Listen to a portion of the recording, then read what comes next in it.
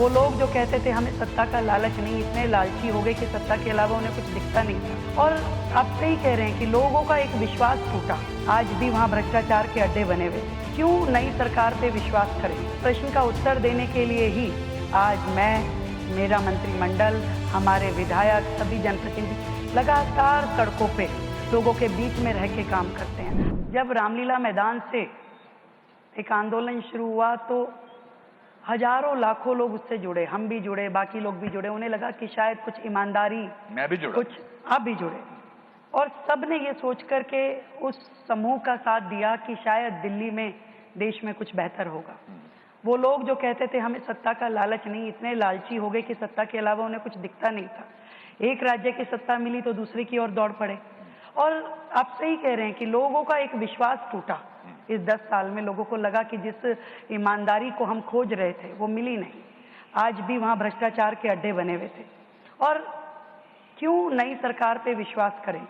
ये प्रश्न आपके मन में, लोगों के मन में हो सकता है, पर इस प्रश्न का उत्तर देने के लिए ही आज मैं, मेरा मंत्रिमंडल, हमारे विधायक, सभी जनप्रतिनिधि लगातार सड़कों पे लोगों के बीच में रह के काम करते हैं। आज हम वो लोग नहीं हैं जो शीश महल की अरबों रुपए की प्रॉपर्टी के बीच में घर बना के बैठ गए और लाखों रुपए के पर्दे हमने ढांप लिए और सामने टीवी पे केवल अपनी स्पॉन्सर्ड की हुई न्यूज़ देखते हैं।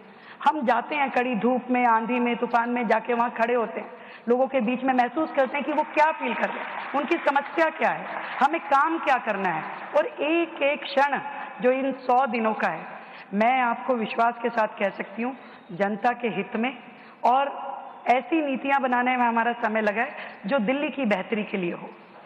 पर प्रदूषण है, वाटर लॉगिंग है, कूड़े के पहाड़ हैं, इस सब के बारे में एक्चुअली प्रैक्टिकली आप हमें बताइए कि आपने क्या किया है।